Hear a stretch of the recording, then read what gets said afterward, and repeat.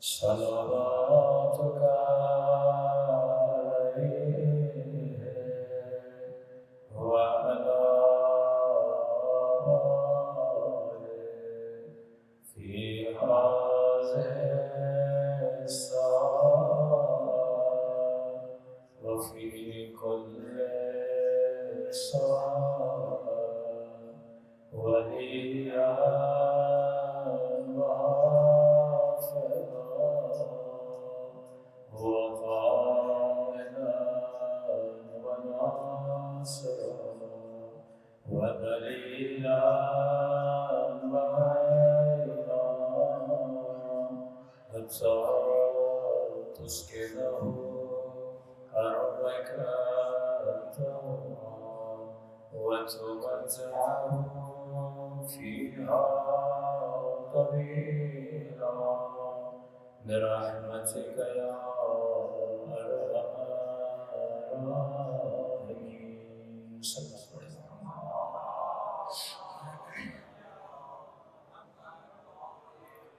بسم الله الرحمن الرحيم. رب اشرح لي صدري ويسر لي أمري واحلل عقدة من لساني يفقهوا قولي.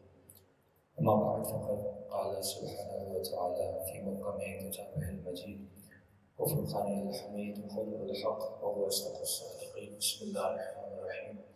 قد جاءكم من الله نور وكتاب مبين وزبرا صراط محمد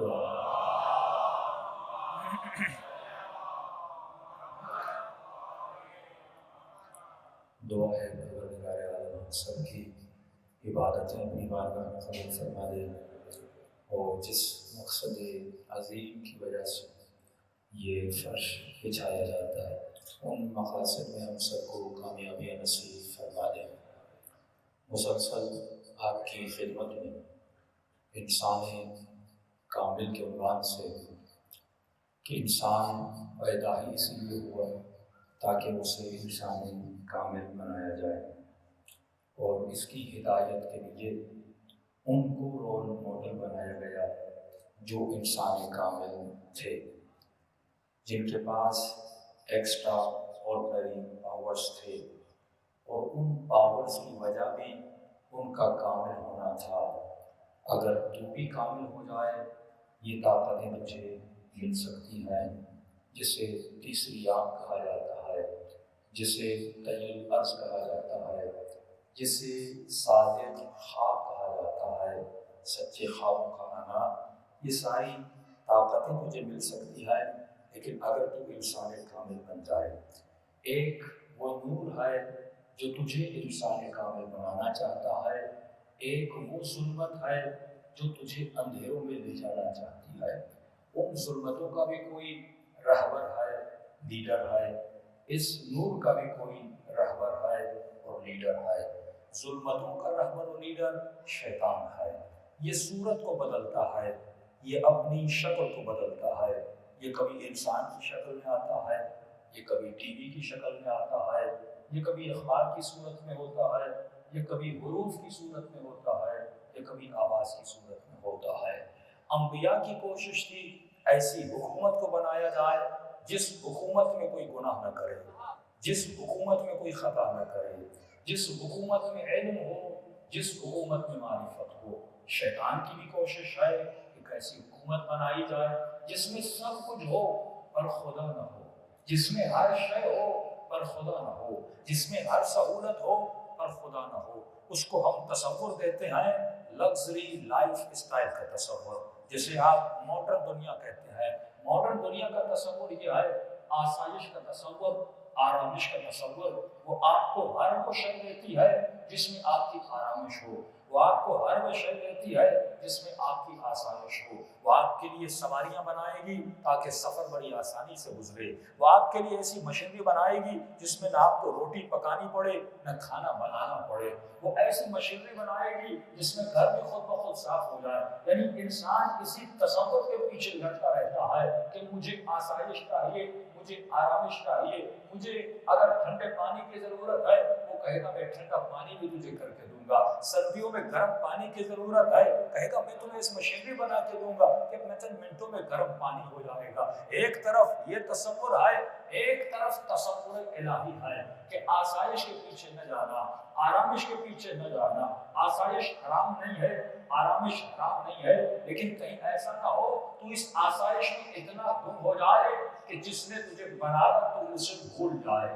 اس آسائش میں اتنا مگن ہو جائے کہ ہدف خلقت کو بھول جائے. تبھی تو کربلا 40 بنا. یہ 40 ایک نیا تصور دیتا ہے.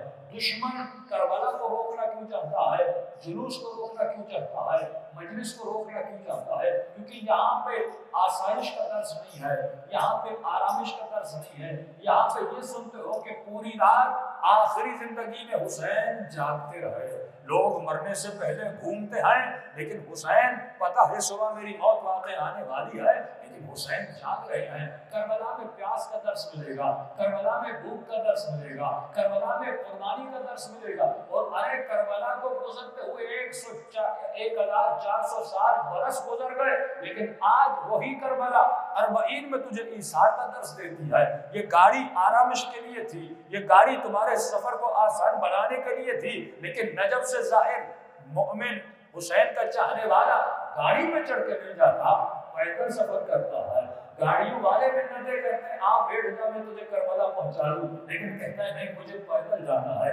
دنیا نے تجھے کمانے کا تصور دیا، دنیا نے تجھے ذخیرہ اندیزی کا تصور دیا. کہ کل کی مجلس میں عرض کر چکا کہ نظام کفر 2 چیزوں پہ قائم ہے. وَإِذَا رَأَوْا تِجَارَةً أَوْ لَهْوًا، اس میں تجارت مرکزیت رکھتی ہے، اس میں لہو لعب مرکزیت رکھتا ہے. یعنی نظام کفر تجھے 2 چیزیں سکھائے گا. ایک کمانا ہے، کمانا ہے، کمانا ہے. کیسے کمانا ہے وہ تجھے طریقے بتائے گا، کیسے کمانا ہے وہ تجھے راہیں دکھائے گا. پورا تصور، پورا فوکس اس پہ ہے کہ مجھے بزنس کیسے کرنا ہے، مجھے مال جمع کیسے کرنا ہے. وہ بزنس میں تنوع پیدا کرے گا، وہ مختلف قسم کے بزنس پیدا کرے گا. وہ یہی تصور دے گا تجھے گھر بنانا ہے، تجھے گاڑی خریدنی ہے، یعنی کمانا بھی سکھائے گا. اور لہو و لعب یعنی تجھے خرچ کرنا بھی خود سکھائے گا کہ تو کما بھی، اور میں تجھے بتاؤں گا تجھے پیسہ خرچ کہاں پہ کرنا ہے. آج دبئی میں پیسہ خرچ کر، آج اٹلی گھومنے پیسہ خرچ کر، آج ترکی گھومنے پیسہ خرچ کر، آج زنا کرنے پیسہ خرچ کر. وہ تجھے شراب پلائے گا، پیسہ خرچ کرے گا. معصوم فرماتے ہیں دیکھ اس کے پاس بقا تو ہے ہی نہیں، بقا تو ہمارے در پہ ملے گی. اس کے پاس فنا ہی فنا ہے. اب وہ فنا سے تجھے اٹریکٹ کیسے کرے، جبکہ تجھے پتا ہے فنا ختم ہو جاتی ہے. وہ تجھے حسن کی طرف اٹریکٹ کرے گا. تجھے پتا ہے جوانی میں ہے، یہ 60 سال کی ہو گئی تو حسن ختم ہو جائے گا. وہ تجھے کوئی ایک چیز کھلائے گا، کہے گا آپ پیزا کھا. اب پیزا کھا کھا کے تو تب ہو جائے گا، کیونکہ تو تنوع پسند ہے، کیونکہ تجھے نئی نئی چیزیں چاہیے. اور تو نئی چیزوں کے پیچھے اس لیے جاتا ہے کیونکہ تجھے ان چیزوں میں فنا نظر آتی ہے، ان میں سکون نظر نہیں آتا. جب تو ایک چیز کو بار بار ریپیٹ کرتا ہے تو تنگ ہو جاتا ہے، تو خستہ ہو جاتا ہے، تو تھک جاتا ہے. لہذا وہ ویرائٹی کو پیدا کرتا ہے. ایک مرغی کو تجھے 100 طریقے بتائے گا بنانی کیسے ہے. ایک ہی گاڑی کو بدل بدل کے پیش کرے گا تجھے کس گاڑی میں بیٹھنا ہے. سمپل سا موبائل ہے، 6 مہینے رکھو گے پھر نیا ماڈل آ جائے گا، پھر تو موبائل کے بدلنے پہ چلا جائے گا. تو گھر بنائے گا، 5 سال کے بعد کہے گا رنگ بھی بدلنا ہے، اب اسٹائل بھی بدلنا ہے، اب صوفہ سیٹ بھی بدلنا ہے، اب بیڈ کا اسٹائل بدلنا ہے. یعنی شیطان تجھے تنوع میں ڈالتا ہے، شیطان تجھے مختلف چیزوں کے ویرائٹیز میں اتنا گم کر دیتا ہے کہ تو ویرائٹی میں گھومتا رہتا ہے تاکہ تجھے رب یاد نہ رہے، تجھے حسین یاد نہ رہے، تجھے خدا یاد نہ رہے، تجھے پروردگار عالم یاد نہ رہے. ہاں یہ زینت میں نے بنانی تھی، لیکن میں ہی تیرا امتحان لیتا ہوں تو زینتوں میں جکڑ جاتا ہے یا اللہ کی زینت کو دیکھ کر کربلا کے میدان میں آ جاتا ہے. ایک زینت شیطانی، ایک زینت الہی ہے. وہ اسی تنوع کو، وہ اسی ویرائٹی کو پیش کرتا ہے تاکہ تو ویرائٹی کے پیچھے جائے. اس کی نگاہ مادی ہے، اس کی نگاہ مٹیریلسٹ نگاہ ہے. وہ مادی نگاہ، دوستی اس سے کرنی ہے جس میں فائدہ، بیٹی اسے دینی ہے جس سے فائدہ، رشتہ وہاں کرنا ہے جس میں فائدہ. یہ مٹیریلسٹ نگاہ ہے. مولوی بھی کہتا ہے مجلس وہاں پڑھوں جس میں فائدہ، حسین کا ذکر وہاں کروں جہاں پیسہ زیادہ ملے. نور خان بھی وہاں رہنا پسند کرتا ہے، وہاں پڑھنا پسند کرتا ہے جہاں. یہ مٹیریلسٹ نگاہ ہے. یہ وہی نگاہ ہے جو عمر سعد کی نگاہ تھی. یہ وہی نگاہ ہے جو شبر کی نگاہ، یعنی جہاں مال ہو، یہ بزنس والی نگاہ ہے. یعنی یہ دین کو بزنس سے ہینڈل کرے گا، یہ نماز کو بزنس سے ہینڈل کرے گا، یہ حسین کو بزنس سے ہینڈل کرے گا. یہ نہیں سوچے گا کہاں پڑھوں جہاں فائدہ ہو، جہاں پیغام پھیلے، جہاں ضرورت ہو. ان چیزوں کو نظر انداز کرے گا. یہ وہاں جائے گا جہاں مال ہو، جہاں دولت ہو، جہاں پیسہ ہو، کیونکہ اس کی نگاہ کیا ہے؟ مٹیریلس نگاہ ہے. اب اس نگاہ کو توڑا کربلا نے، اس نگاہ کو مٹی اور خاک میں ملا دیا. کس نے؟ حسین ابن علی نے.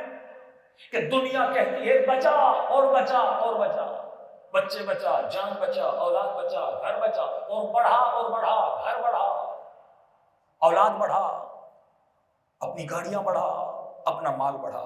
لیکن کربلا میں آتے ہو یہ تصور ٹوٹتا ہوا نظر آتا ہے. حسین کہتا ہے دے دے اور دے. وہاں لٹانے کا تصور ہے، وہاں دینے کا تصور ہے. اور یہی عادت آپ کو مجلس میں ملتی ہے. مومن ہر جگہ جمع کرتا ہے، لیکن جب حسین کی مجلس کرواتا ہے تو لوٹاتا ہے. یعنی یہ نظام کفر سے جنگ ہے. ہم سمجھ کے نہیں کر رہے، لیکن اگر پریکٹیکلی دیکھا جائے حسین اس سمت میں لے جا رہے ہیں کہ تجھے لڑنا ہے کس سے؟ اس سوچ سے جو زائنس کی سوچ ہے، جو آج کے کفر کی سوچ ہے، جو آج کے شیطان کی سوچ ہے. حسین اس سوچ سے تجھے لڑنا سکھاتے ہیں کہ نظر کر، نیاز کر. یعنی صرف پیسے جیب میں ڈالنے نہیں ہیں، اس سے نکالنے بھی ہیں، اس کو خرچ بھی کرنا ہے، حسین کی راہ میں خرچ کرنا ہے. یہی تصور کربلا میں ٹوٹتا ہوا نظر آتا ہے. لگژری لائف سٹائل کربلا میں ختم ہوتا ہوا نظر آتا ہے. ایک طرف 5 اسٹار ہوٹل ہے، لیکن عزادار روڈ پہ سونا پسند کرتا ہے. ایک طرف گاڑی ہے، لیکن مومن پیدل چلنا پسند کرتا ہے. یہ معمولی بات نہیں کہ چھٹے امام اس زمانے میں فرماتے ہیں، فرمایا جب بھی میرے جد کی زیارت کو جاؤ، اس زمانے میں بھی گھوڑے تھے، اس زمانے میں بھی اونٹ تھے، اس زمانے میں بھی سواریاں تھیں، لیکن فرمایا میرے جد کی زیارت پیدل جایا کرو. اور فرمایا جو پیدل قدم اٹھاتا ہے ان قدموں پر اللہ اجر دیتا ہے، اور جس کے پاؤں پھٹ جاتے ہیں اور جوتیاں ٹوٹ جائیں، اور بغیر جوتوں کے جو قدم اٹھاتا ہے ان قدموں کا ثواب بھی الگ ہے، اس کا اجر بھی الگ ہے. یعنی کربلا میں آسائش نظر نہیں آتی. اچھا کبھی سوچا 40 اتنی جلدی سے ڈیولپ کیسے ہوا؟ خدا کہتا ہے نا حیث یعلم، میں جانتا ہوں مجھے اپنا علم کہاں دینا ہے. میں جانتا ہوں مجھے انقلابوں کو، حرکتائے انقلابی کو، جنبشائے انقلابی کو کب رونما کرنا ہے. حسین پہلے بھی تھا، حسین آج بھی ہے، لیکن 40 اتنا پرشکوہ آج کیوں ہے؟ یہ مومن سمجھتا نہیں ہے. یہ ظہور ایمان کی ایک کڑی ہے، یہ ظہور ایمان کی طرف ایک حرکت ہے، ایک جنبش ہے جس کی طرف تو جا رہا ہے لیکن تو متوجہ نہیں ہے. کربلا اور 40 ایک کلچر میں بدل رہا ہے، ایک تہذیب میں بدل رہا ہے. وہ تہذیب جس میں جانثاری کا درس ہے، وہ تہذیب جس میں قربانی کا درس ہے، ایک ایسی تہذیب، یعنی وہ تہذیب جو دنیا سے الگ تہذیب ہے. اس لیے قرآن نے ایام اللہ کو بڑی خاص اہمیت دی ہے. اللہ کے دن ان کو یاد کیا کر، جیسے 18 ذی الحج یوم اللہ ہے، پرشکوہ طریقے سے منایا کر، کیونکہ اس دن میں شیطان مایوس ہوا جب علی کی ولایت کا اعلان ہوا. مایوس کیوں ہوا؟ کیونکہ اللہ نے بچانے والا بھیج دیا. اللہ نے کوئی حسین اور علی بھیج دیا جو دین کو بچائیں گے، تو شیطان بھی چپ نہ بیٹھا، اس دن مایوس ہوا. رمضان کے 30 دن ختم ہوئے، فرمایا عید الفطر یوم اللہ ہے، اس کو پرشکوہ طریقے سے منایا کر، کیونکہ 30 دن تم نے شیطان کو شکست دی، 30 دن تم نے پیٹ پہ کنٹرول کیا، 30 دن تم نے قرآن پڑھا، 30 دن تم مسجدوں میں گیا، تم نے اجتماعی عبادتیں کی، جس سے شیطان کو نفرت ہے. شیطان کہتا ہے گھر میں تو بیٹھے لیکن مسجد میں نہ آئے. اس کو اجتماع سے بڑا ڈر ہے کہ یہ کہیں جمع نہ ہو جائیں. اگر 72 جمع ہوتے ہوئے اس کو نظر آتے ہیں تو شیطان پریشان ہو جاتا ہے. اور امام معصوم فرماتے ہیں شیطان کب چیخا؟ فرمایا جب علی اصغر کے گلے پہ تیر لگا کہ صیحتن، شیطان کا سیحہ بلند ہوا، اس کی چیخ بلند ہوئی. کیوں؟ اس نے کہا یہاں میں نے غلطی کر دی، میں نہ کہتا ہوں اللہ کو کہ اصغر کو مارے، یہ میری غلطی تھی. کیونکہ اصغر کی شہادت کے بعد دنیا سمجھ گئی یہ صرف مسلمان دور، بلکہ یہ تو انسان بھی نہیں تھے. یعنی جو حسین کے مقابلے ہے وہ انسانیت کے درجے سے گر چکا تھا. وہ بچہ جس کا دین ابھی معلوم نہیں ہے، بچپنا ہے، وہ انسانیت کے مقام پر ہے، بڑا ہوگا تو اس کے عقیدے کا پتہ چلے گا. یعنی اس زمانے میں یہ فکر یزیدی تھی جو بچوں کو قتل کرتی تھی. اور آج آپ کا بچہ دیکھتا ہے کہ سعودی عرب میں ایک خاتون کو گاڑی سے اتارا جاتا ہے اور ڈرائیور ماں کے سامنے بچے کا گلا کاٹ لیتا ہے. اس فکر کا تداوم ہے، کنٹینیوسلی وہ فکر چلتی آ رہی ہے. دیکھیے تاریخ خود کو ریپیٹ کرتی ہے، ہسٹری خود کو ریپیٹ کرتی ہے. تجھے یہ دیکھنا ہے تو اس ہسٹری میں کس مقام پہ کھڑا ہے. پورا قرآن ہسٹری سے بڑا ہے. قوم عاد، قوم سمود، قوم صالح، قوم موسیٰ، قوم عیسیٰ، یہ اقوام دیکھو کہ میں نے کن کن پہ کون سے عذاب نازل کیے، کن کن نے میرے جانشینوں کے ساتھ کیسی کیسی بغاوتیں کی، کون کون ان کی محفل میں رہ کے منافق رہا، کس کس کو میں نے کون سی سزا دی. اور اے مومن یاد رکھنا، نہ فرعون رہا، نہ قارون رہا، نہ نمرود رہا. اگر کوئی رہا تو ابراہیم کا نام رہا. تو کبھی ان کے دھوکے میں نہ جانا. ہاں ان کے پاس زینت ہے، ہاں ان کے پاس ورائٹی ہے، ہاں ان کے پاس اٹریکشن والی بڑی چیزیں ہیں، لیکن یہ اٹریکشن قرآن کہتا ہے یہ ضبط ہے، یہ چوف ہے. کیا مطلب؟ فرمایا یہ اٹریکشن ختم ہونے والی اٹریکشن ہے. میں نے مثال دی تھی جس طرح سیلاب آتا ہے، قرآن کی آیت ہے، جب سیلاب آتا ہے تو اس سیلاب کے اوپر جھاگ ہوتی ہے. کیا ہوتی ہے؟ جھاگ. جھاگ 1 سینٹی میٹر ہوگی، نیچے سارا پانی ہوتا ہے. یعنی آپ ایک ٹب میں پانی ڈالیے، اس میں صرف ڈالیے، صرف ڈالنے کے بعد اسے ہلائیے، اوپر جھاگ کیا ہو جائے گی؟ جمع ہو جائے گی. دور سے دیکھنے والا یہ سمجھتا ہے کہ پورے ٹب میں جھاگ ہے. وہ پانی کو کیونکہ دیکھ نہیں رہا، کس کو دیکھ رہا ہے؟ 1 سینٹی میٹر جھاگ کو دیکھ رہا ہے. اسی طرح جب سیلاب آتا ہے اس کے اوپر جھاگ ہوتی ہے. دور سے آپ کو ایسے لگتا ہے کہ جھاگ آ رہی ہے، حالانکہ وہ پانی ہوتا ہے. اور خدا کہتا ہے یہ جھاگ ہے، یہ ختم ہو جاتی ہے. جسے بقا ہے وہ پانی کو ہے. باطل ختم ہو جاتا ہے. باطل جھاگ ہے، کتنی دیر رہے گا؟ اس کا حسن کتنی دیر رہے گا؟ 20 سال. یہ کتنی دیر تمہیں دھوکہ دے گا؟ نئی گاڑی سے. لوہا کو فنا ہے، جسم کو فنا ہے، پیسے کو فنا ہے. دنیا کی کون سی لذت ہے جس میں فنا نہ ہو؟ ہر لذت کی ابتدا تو لذت ہے پر انتہا نجاست ہے. خود جا کے سوچئے وہ کون کون سی لذتیں ہیں. کھانا کھاؤ انتہا نجاست، پانی پیو انتہا نجاست، آئزہ نکاح کی لذت انتہا نجاست. یہ نشانیاں رکھ رہا ہے کہ لذت تو میں نے بنائی ہے لیکن یہ امراری معاش کے لیے ہے. لذت تو تیرے لیے بنایا، تجھے لذت کے لیے نہیں بنایا. ایسا نہیں تو خود اپنی جوانی کو لذت کے لیے وقف کر دے. تو مارا پھرے لذتوں کے پیچھے. موبائل تیرے لیے بنا، تو موبائل کے لیے نہیں بنا. گاڑی تیرے لیے بنی، تو گاڑی کے لیے نہیں بنا. تو گاڑی کی وجہ سے لوگوں سے لڑتا ہے، تو موبائل کی وجہ سے ماں باپ سے لڑتا ہے. شیطان تجھے مشغول کرتا ہے، اس کا کام ہے تجھے بزی کرنا. کس چیز میں؟ مثلا موبائل ہے، موبائل رکھنا بری بات نہیں، لیکن 8 گھنٹے فیس بک میں گم ہو جانا یہ مشغولیت ہے. نیٹ بری بات نہیں ہے، لیکن اس نیٹ میں 8 گھنٹے گم ہو جانا یہ بری بات ہے. لباس پہننا بری بات نہیں ہے، لیکن اس لباس کے پیچھے بھاگا دوڑی کرنا، اس کے تناؤ میں گم ہو جانا. لیکن دشمن کتنا ہوشیار ہے. میں ایک عام سی مثال دیا کرتا تھا کہ انسان تمناؤں کا مجموعہ ہے. کیا ہے؟ تمنا کا مجموعہ. یہ تمنا طلب ہے. اور امام فرماتے ہیں وائے ہے بڑھاپے کی تمنا پر. یہ جتنا بوڑھا ہوتا ہے نا اس کی تمنا اتنی زیادہ بڑھتی رہتی ہے. مثلا بیٹے کی شادی کروائی، نماز میں دعا کرتا خدا اب شادی بیٹے کی کروا لی ہے، تیرا شکر ہے، اب زندگی تھوڑی سی دے تاکہ بیٹے کی اولاد کو دیکھ لوں. اللہ دعا قبول کرتا ہے، بچوں کے بچوں کو دیکھ لیتا ہے. پھر کہتے خدا تیرا شکر ہے، بچوں کے بچے دیکھ لیے، اب اتنی زندگی دے، ان کا بچپنا دیکھوں، ان کا چلنا دیکھوں، ان کا دوڑنا دیکھوں. اللہ کہتا ٹھیک ہے اور بھی زندگی دی، یہ ان کا بڑھنا. پھر کہتا خدایا اب چلنا دکھایا تو ان کی شادیاں بھی مجھے دکھا دے. یعنی تمنا بڑھ رہی ہے، تمنا گھٹنے کا نام نہیں ہے. یہ تمنا کی دلدل میں ڈوبتا ہوا جا رہا ہے. اب ان کی شادیاں ہو گئی، بوڑھا ہو گیا، اصحاب آ گیا خدایا اب ان کے بچے دکھا دے. میرا دل کہتا ہے دادا تو بنا، پڑ دادا بنوں. دیکھیے تمنا رکنے والی نہیں ہے. خدا کہتے کب تک زندگی دوں؟ تو کبھی میری ملاقات کی تمنا بھی کر. فتمنوا الموت، تو موت کی تمنا بھی کر. اگر تمنا کرے گا تو مومن بنے گا. یہی نشان، یہ کربلا ہے. وہاں پر زندگی کی تمنا، یہاں پر موت کی تمنا. یعنی شیطان کی دید دو دید ہے. کل عرض کر چکا وَإِذَا رَأَوْا تِجَارَةً أَوْ لَهْوًا، وہ تجھے دو کاموں میں مصروف کرتا ہے، بزنس میں مصروف کرتا ہے اور لہو و لعب میں مصروف کرتا ہے. وہ تجھے یہ سکھاتا ہے کہ تجھے کمانا کیسے ہے. یوٹیوب پہ جائیے اور ہیڈ لائن لگا دیجیے کہ ہاؤ ٹو بیکم بلینر، ہزاروں طریقے بلینر کیسے بننا ہے، پیسے والا کیسے بننا ہے. اور جتنے یہ انعامات آپ دیکھتے ہیں ٹی وی پر، رغبت کس چیز کی طرف ہے؟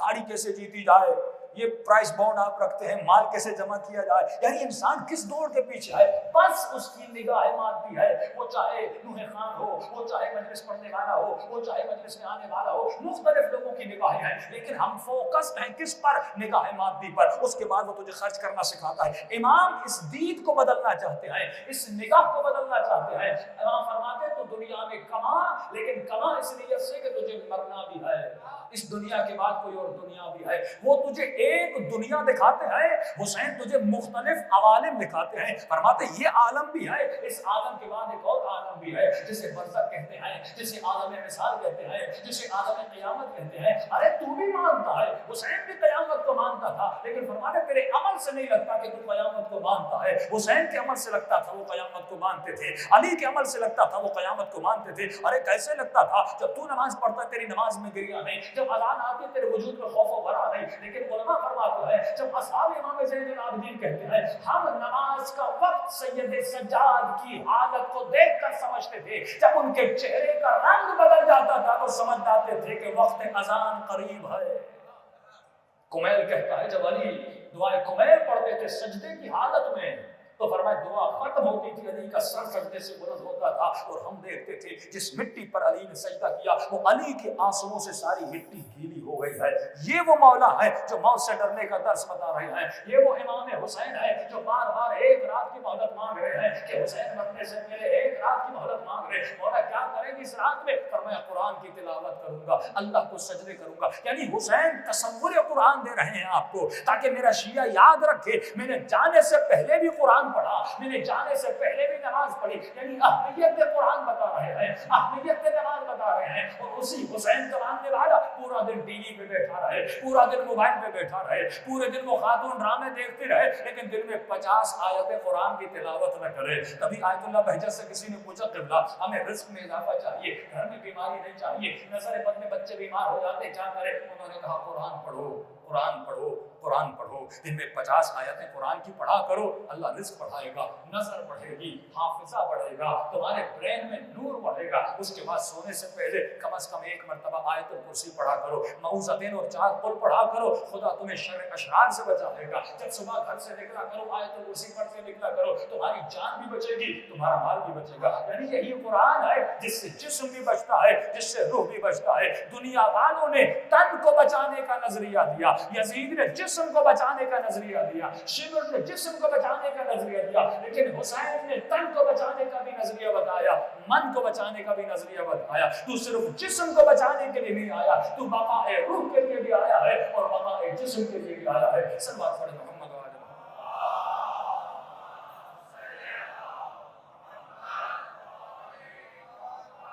بڑے دیکھے صلوات پڑھیں محمد و آل محمد.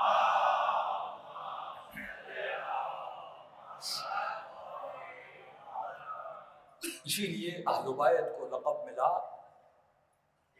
کہ السلام علیکم یا کہف الحسین. کہف کہا گیا اہل بیت کو. کہف کا مطلب کیا ہے؟ یعنی ایک ایسا حصار جس کو کوئی نقصان نہ پہنچا سکتا ہو. مثلا اصحاب کہف کیوں کہتے ہیں؟ عربی میں غار کو کہف نہیں کہتے، غار کو غار ہی کہتے ہیں. کہف یعنی ایک ایسی جگہ جہاں پہ آدمی چھپے اور بچ جائے، ایسی پناہ گاہ جہاں پہ امن رہے، جہاں پہ سیفٹی ہو، اس کو کوئی نقصان. مثلا کراچی میں کنفائنمنٹ ہو اور حکومت کوئی ایسی جگہ بنائے جہاں پہ بم گرتے وقت آپ چلے جائیں اور آپ کو نقصان ہو. جیسے ایران میں جب عراق بم پھینکتا تھا تو انہوں نے زیر زمین سرداب، ایران میں آپ کو بہت نہیں، اسی زمانے کا کلچر ہے، وہ سرداب میں چلے جاتے تھے تاکہ بموں سے بچیں. اس کو کہف کہتے ہیں جہاں پہ بندہ جائے اور بچ جائے. اور اہل بیت کو جب زیارت جامعہ کبیرہ میں مختلف زیارتوں میں لوگوں نے یاد کیا، کہا یہ کہف حسین ہے، یعنی جس کو دنیا کے فسق و فجور سے بچنا ہے، جس کو گناہ سے بچنا ہے، جس کو فکر یزیدی سے بچنا ہے اور فکر الہی میں آنا ہے، اس کے لیے ایک ہی راستہ ہے اور اس کا نام ہے حسین ابن علی۔ یعنی یہ مجلس کہف حسین ہے، اس مجلس میں آپ کو آ کے پتہ چلتا ہے دنیا کی وہ کون سی یونیورسٹی ہے جہاں پہ فری میں مشورے دیے جائیں۔ 1400-1100 سال سے یونیورسٹی کھلی ہوئی ہے جہاں پہ جوانوں کو فکر دی جاتی ہے۔ دشمن کو اس سے ڈر ہے کہ ہم 8 مہینے محنت کرتے ہیں، 2 مہینے میں کچرا صاف ہو جاتا ہے، 8 مہینے محنت کرتے ہیں، 2 مہینے آتا ہے اس کا ضمیر بیدار ہو جاتا ہے۔ کہاں ان کی محنتیں ہیں؟ جب میں ایام اللہ کہتا ہوں اس کو سمجھیے، اللہ کے بھی دن ہے، شیطان بھی اپنے دن بناتا ہے۔ مثلا ایک دن انہوں نے بنایا زومبیز ڈے۔ کیا ڈے؟ Zombies day. اس دن میں لوگ اپنی شکلوں کو بگاڑ کے شہر میں باہر نکلتے ہیں۔ ہاں، یو کے جائیے ایک دن مناتے ہیں، اس دن میں لوگ ایک دوسرے کو تکیے مارتے ہیں۔ ہاں، وہ آپ کو مشغول رکھنا چاہتے ہیں، کہیں ایسا نہ ہو یہ خدا کی طرف چلا جائے اللہ کے دنوں میں۔ اسی لیے ایام اللہ کی اہمیت ہے، اسی لیے کہتے ہیں عاشورہ منا اور پرشکو منا، کیونکہ تیرا بھی کوئی رول ماڈل ہے اور شیطان بھی اپنے دن مناتا ہے، وہ زومبیز ڈے مناتا ہے، وہ ہم جنس پرست لوگوں کے دن مناتا ہے۔ اور وہ دن کہاں منائے گئے؟ آذربائیجان میں، جو 80% شیعہ ہے، جہاں پہ کالی قمیض پہننے پر تو پابندی ہے، لیکن گنہگار لوگ نکلے اور اپنا دن منائے، اس میں کوئی پابندی نہیں ہے، مکمل اسرائیل کے کنٹرول میں ہے۔ وہاں پہ جا کے عاشورہ منا، وہاں کے شیعوں پہ واجب ہو جاتا ہے کہ ایام اللہ کو منائیں۔ ایک طرف اس کا پاور ہے، دیکھیے آپ کو کیسے محدود کر رہا ہے، ایک طرف یہ ایام اللہ ہے، اور خدا دیکھیے 40 کو کیسے منا رہا ہے۔ یہ محبت کون ڈال رہا ہے آپ کے دلوں میں؟ خدا ڈال رہا ہے، یہ معجزے سے کم نہیں ہے۔ اور اس وقت 40 کا ہونا، اتنے سالوں کے بعد 30 ملین 25 ملین لوگوں کا جانا، کہ انسان ہمیشہ 2 چیزوں کی پرواہ کرتا ہے اپنی زندگی میں، ایک کھانے کی پرواہ کرتا ہے، دوسرا سونے کی پرواہ کرتا ہے۔ یعنی کسی بھی دنیا کے آپ سفر پہ جائیں آپ کو 2 فکر ہوتی ہے، کھاؤں گا کیا، سوؤں گا کہاں پہ۔ اور دن جو چیزوں کی فکر انسان کو نہیں ہوتی وہ 40 میں 2 چیزوں کی نہیں ہوتی۔ 4 کپڑے لے کر جاتا ہے، بھائی کہاں سوؤ گے کا پرواہ نہیں، کیا کھاؤ گے پرواہ نہیں، کیونکہ جہاں آتا ہے سو جاتا ہے اور روڈ پہ اسے کھانا مل جاتا ہے۔ دیکھیے تصور بدل گیا، ایک وہ نظام کفر کا تصور جہاں پہ انسان کو یہ فکر ہوتی ہے، اور وہ لوگوں کے ان جگہوں سے جانے کے بتانا چاہتے ہیں، یعنی اتنا خرچ کرتے ہیں دنوں پہ۔ یہ ویلنٹائن ڈے کیا ہے؟ یہ نظام کفر کا ڈے ہے نا۔ یہ دن بناتے ہیں، یعنی یوم اللہ کے مقابلے میں اپنا دن بناتے ہیں، کہ تبرکت بنو امیہ، عاشورہ کے دن کو یزید نے اور بنو امیہ نے کیا بنایا؟ مبرک بنا دیا۔ انہوں نے کہا آج اچھے کپڑے پہننا، اس دن میں شادیاں کرنا، بہت اچھا دن ہے، روزہ رکھنا، جانا اپنے مردوں کے دید و بازدید کے لیے، یعنی اس دین کو بھلانے کے لیے انہوں نے کیا بنایا؟ ایک اور دن بنا دیا۔ یہی آج کی شیطانی قوتیں کرتی ہیں، زومبیز ڈے بناتی ہیں۔ اچھا ہم اگر کچھ کریں تو کہتے ہیں یہ کیوں مناتے ہیں؟ اور آپ چلے جائیے یورپ میں، یہ جو بھینسیں نکلتی ہیں اور لوگوں کے پیچھے دوڑتی ہیں، یہ بھی ان کا دن ہے، یہ بھی ان کا فیسٹیول ہے۔ اس فیسٹیول کو مناتے ہیں، کتنے لوگ اس میں مرتے ہیں، کتنے لوگ زخمی ہوتے ہیں، آج تک ان کی آواز بلند نہیں ہوئی۔ کیسا کیوں ہو رہا ہے؟ کیونکہ وہ یہ دن منانا چاہتے ہیں، لوگوں کو ان چیزوں میں ان کی دید، ان کی نگاہ دنیاوی نگاہ ہے۔ ساؤتھ کوریا میں قانون ہے، اینڈ آف دی ویک لوگوں پر پابندی ہے کہ وہ جائیں اپنے والدین سے مل کے آئیں۔ اچھا ان کی نگاہ اخلاقی تو نہیں ہے، ایتھیکل وے میں تو وہ نہیں دیکھتے۔ کیوں کہتے ہیں؟ تو ان کی حکومت نے کہا کہ ہمارے ڈاکٹرز نے پریکٹس کیا کہ جو بچے اینڈ آف دی ویک اپنے والدین سے مل کے آتے ہیں تو والدین کم بیمار ہوتے ہیں، بچوں کو دیکھ کے خوش ہوتے ہیں، اور اس خوشی کی وجہ سے ان کی بیماریاں کم ہوتی ہیں، تو حکومت کا خرچہ بچ جاتا ہے۔ یعنی پھر بھی نگاہ مادی ہے، مٹیریل نگاہ ہے۔ اور کسی یورپ کی کنٹریز میں، سوئس میں غالباً، وہاں پہ پیسے دیے جاتے ہیں کہ آپ ویکلی چرچ جاؤ۔ تو بھئی چرچ پیسے دے کے کیوں بھیج رہے ہو؟ کہ جب یہ چرچ جاتے ہیں نا، اللہ سے باتیں کرتے ہیں، تھوڑا بہت جیزس سے باتیں کرتے ہیں، تو خودکشی کا ریٹ کم ہوتا ہے، سوسائڈ کا ریٹ کیا ہو جاتا ہے؟ کم ہو جاتا ہے، تو ہماری پریشانیاں کم ہوتی ہیں۔ پھر بھی نگاہ کیا ہے؟ مٹیریلسٹ ہے، پھر بھی نگاہ کیا ہے؟ مادی ہے۔ لیکن آپ فری میں حسین کے مجلس میں آتے ہیں، حسین کے ذکر میں آتے ہیں۔ یہ حرارت کی امام نے فرمایا حسین کے ذکر کی حرارت لم تبرد، یہ حرارت کبھی ٹھنڈی ہو ہی نہیں سکتی جو حسین نے اپنے شیعوں کے دل میں ڈال دی۔ یہی حرارت ہے جس نے آپ کو زندہ رکھا ہے، جس کے مادی فائدے بھی ہیں، جس کے روحانی فائدے بھی ہیں۔ اب یہی گریہ جو آپ مولا حسین پہ کرتے ہیں، ہمیشہ کہتا ہوں کہ کبھی بھی ذکر حسین کو مٹیریلسٹ نگاہ سے نہ دیکھیں، اس نگاہ کو وسیع کریں۔ ہاں گریہ صحیح ہے، زنجیر زنی ماتم جو مومن کرتا ہے قضاداری ہے، لیکن اس کو اگر اس تک محدود کیا، دشمن کو اس سے ڈر نہیں ہے۔ آپ پوری رات روتے رہیں، دشمن کو کیا ملے گا؟ اس کا ایک پرسنل فائدہ ہے، لیکن جو وسیع نگاہ ہے، جو فکر حسین ہے، لیکن اسی گریے کا بھی فائدہ ہے۔ مثال کے طور پہ مومن ماں اگر مر جائے، وہ رونا مومن کو پسند نہیں ہے، کیونکہ وہ ماں کا مرنا پسند نہیں کرتا۔ ہاں باپ کا رونا تکلیف دہ رونا ہے نا، ہاں بہن مر جائے وہ رونا تکلیف دہ رونا ہے، بیٹا جوان مر جائے وہ رونا کتنا تکلیف دہ ہے، لیکن یہ واحد رونا ہے حسین کے ذکر کا، جس میں جتنا زیادہ روتا ہے اتنی زیادہ خوشی ہوتی ہے، یعنی اس رونے میں خوشی ہے۔ مومن خوش ہوتا ہے، آج میں امام حسین پہ زیادہ رویا، آج کوٹ کوٹ کے رویا، ترغیب دلاتے ہیں کہ اس طرح رویا کرو جس طرح بوڑھی ماں جوان بیٹے کی لاش پہ روتی ہے، کیونکہ اس رونے میں شفا ہے، اس رونے میں برکت ہے۔ یہاں آ کر فکر کیا ہو جاتی ہے، بدل جاتی ہے۔ اہل بیت کہف حسینہ ہے، یہ وہ کہف ہے جہاں پہ، یہ وہ حصار ہے جہاں پہ تو آتا ہے شیطان سے بچتا ہے، جہاں پہ تو آتا ہے ظالم قوتوں سے بچتا ہے۔ اور کبھی مومن نے سوچا کہ بی بی زینب فرماتی ہیں جب سروں کو کاٹا گیا، نوک نیزہ پہ رکھا گیا، اور کچھ علماء کا کہنا ہے کہ سب نے آواز نہیں سنی، کچھ خواص نے آواز سنی جن میں سیدہ زینب بھی شامل۔ امام حسین کٹی ہوئی صد گردن سے قرآن کی آیت کی تلاوت کرتے ہیں۔ ام حسبتم ان اصحاب الکہف والرقیم، کون سی آیت پڑھتے ہیں؟ سورہ کہف کی آیت پڑھتے ہیں۔ سوال یہ ہے مولا آپ نے یہ آیت کیوں پڑھی؟ یہ شیعہ کو سوچنا چاہیے، یہ عزادات کو سوچنا چاہیے، یہ علی والے کو سوچنا چاہیے۔ ارے سورہ حلقہ ان کی فضیلت میں، سورہ کوثر ان کی فضیلت میں، سورہ مائدہ میں کئی آیتیں ان کی فضیلت میں، مولا وہ آیتیں پڑھتے جو آپ کی فضیلت میں تھی، لیکن اصحاب کہف کی آیت کیوں پڑھ رہے ہیں؟ یعنی امام بتانا چاہتے ہیں کہ اصحاب کہف ہم اہل بیت ہیں، والرقیم وہ ہیں جو 350 سال غار میں رہے۔ لیکن ام حسبتم ان اصحاب الکہف، یہ کہف کے اصحاب کون ہیں؟ اہل بیت ہیں۔ اور اگر تو ان اصحاب کہف میں آئے گا، تمہاری دنیا بھی بچے گی، تمہاری آخرت بچے گی۔ صلی اللہ علیہ وسلم۔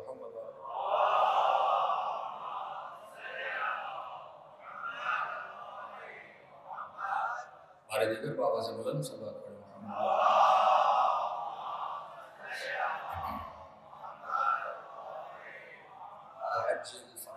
تو یہ 40 جو تھا، اس نے کفر کے کلچر کا مقابلہ کیا۔ کفر کا کلچر ورائٹی پیدا کرتا ہے، تنوع پیدا کرتا ہے، جس میں آپ بزی ہو جائیں، وہ آپ کو بزی رکھتا ہے، اتنا بزی رکھتا ہے بزنس کے پیچھے، گھر بناؤ دوسرا گھر بناؤ، گاڑی لو نیا ماڈل لو، لباس بدلے گا، جوان نے ایک لباس پہنا وہ پھر لباس میں تنوع پیدا کرے گا، کبھی تنگ لباس کبھی کھلا لباس، یہ اسی پینٹ کو بدلتا رہے گا۔ تنوع ہے نا اس میں، جس میں عقلانیت نہیں ہے، ورائٹی ہے، تنوع ہے۔ بھائی اس سال کا فیشن اگلے سال کا فیشن، اب بال ایسے بنا بنا کے تھک گئے، اب کہے گا اوپر کرو، کبھی کہے گا رائٹ، کبھی کہے گا لیفٹ، کبھی کہے گا گنجے ہو جاؤ۔ اب پینٹ پہن پہن کے تھک گیا، اب سیدھی پینٹ نہیں پہنو، اب اس کو پھاڑنا شروع کر دو، ٹھیک ہے؟ کبھی ننگا کرے گا، کبھی کپڑے پہنائے گا، کبھی کیا کرے گا، یار کیا ہے یہ ماجرا، کیا ہے؟ کن چیزوں میں نظام کفر نے آپ کو مشغول کیا ہوا ہے؟ تو مومن کاپی کر رہا ہے، چل رہا ہے، اور گھومتوں میں فخر کر رہا ہے۔ مولا فرماتے ہیں ہمیں ہنسی آتی ہے اس کے فخر فروشی پہ۔ ولا تبرجن تبرج، یہ جاہل ہے پر خوش ہو رہا ہے اپنی جہالت پر، یہ شیطان کے راستے پر جہالت کے راستے پر چل کے خوش ہوتا ہے۔ اس کے کاموں میں عقلانیت نہیں ہے، اس کے کاموں میں معاد نہیں ہے، یہ سوچ نہیں رہا کہ میں کیا کر رہا ہوں، اور شیطان کے پیچھے اسی طرح چلتا ہو جا رہا ہے، خوشی خوشی جا رہا ہے، اسے فالو کر رہا ہے۔ یہی وہ زینت ہے، شیطان تیرے لیے مزین کرتا ہے، بدترین چیز کو حسین بنا دیتا ہے۔ وہ 2 گھنٹے تجھے آئینے کے سامنے کھڑا کر دے گا، اپنی ذات میں مشغول کر دے گا، کپڑوں میں مشغول کر دے گا۔ ہمارے استاد ایک بہت اچھی مثال دیتے تھے، کہتے تھے خدا بھی کبھی چیک کرتا ہے، یہ زینتیں خدا نے بنائی نا، اللہ چیک کرتا ہے۔ انہوں نے کہا کبھی مرغی پالی ہے؟ ہم نے کہا کہ جب گھر سے نکلتے ہو مرغی صحن میں ہو اور اسے بھوک لگی ہو، جب مالک جیسے نکلتا ہے مرغی اس کے پیچھے پیچھے بھاگتی ہے تاکہ دانا دے، کھانا دے۔ کب پھر کیا ہوتا ہے؟ ہم نے کہا تو دانا دیتے ہیں، کچھ گندم کے دانے دیے، جو بھی دیا، کب پھر مرغی کیا کرتی ہے؟ کہ وہ دانے کھانے میں مشغول ہو جاتی، اب تجھے بھول جاتی ہے۔